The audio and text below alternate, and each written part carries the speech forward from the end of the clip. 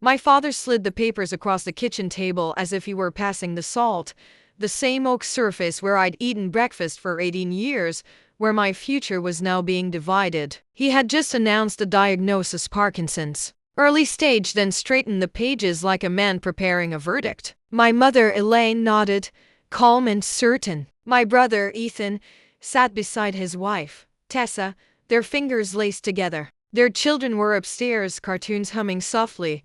"I've tried to be fair," Dad said. "Ethan has a family to support, a mortgage, college someday." He glanced at me, quick and slippery. "You're single, Claire? No kids? You've always been independent. You'll figure it out." Independent. The word landed like a stamp. He read through the assets. The house to Ethan. The rental duplex to Ethan. Most of the accounts to Ethan. My share was a smaller slice of retirement funds, dressed up as generosity. Mom approved with a satisfied hum. Tessa offered a smile that felt like pity. I stared at my name on the signature line. Part of me waited for anyone to say, "Hold on, this isn't right." No one did. "Okay," I said. One word.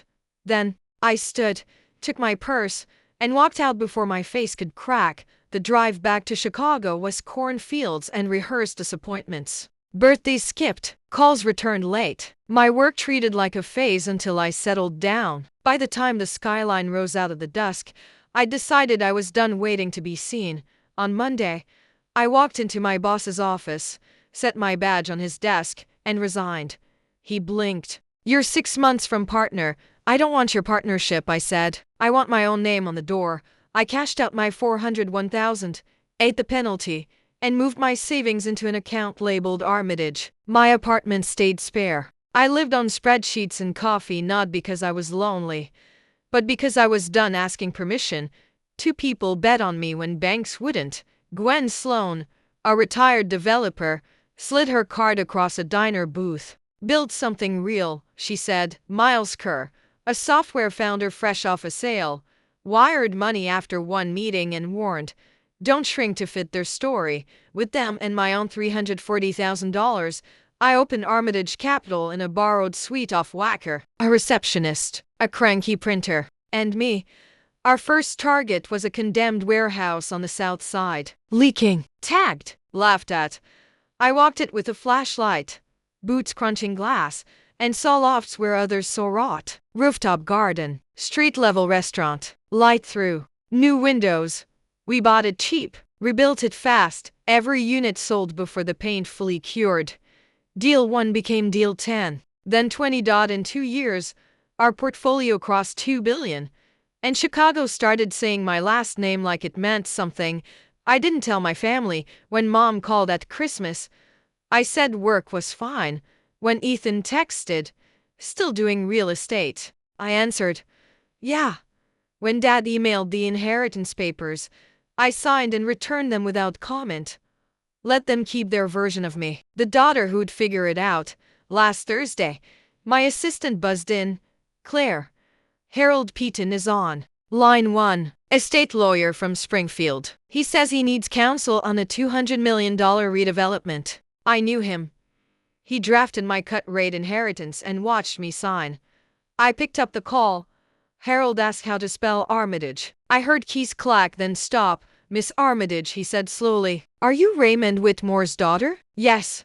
"When?" He called back. His tone had changed. "My clients were told you're the best. It's a $200 million redevelopment, an old manufacturing complex into homes and retail. We need your partnership." "Send the packet," I said. "We'll decide." That afternoon, security called. They're in the lobby. "Your parents, your brother, his wife." They entered my office and stalled at the view. Ethan wouldn't meet my eyes. Dad's hands trembled at his sides. "We should revisit the inheritance," he said. "Make it fair." I let out one short laugh.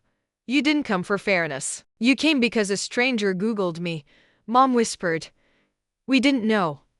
"You didn't ask," I said. "Not once." Dad's mouth opened, then closed. The quiet was the answer I'd waited for at that kitchen table. I opened my door and held it. They left without bargaining. On Sunday, a thick letter arrived. Dad wrote that my drive scared him, so he mislabeled it. He apologized for looking past me. It didn't rewrite anything, but it loosened the knot I'd been tightening for years.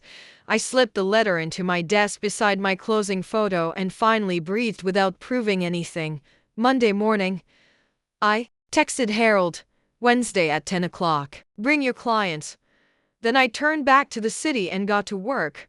Not to prove them wrong, not to earn what should have been mine, but because I had already built something they could never give me, my own name, my own future, and a life no inheritance could ever define.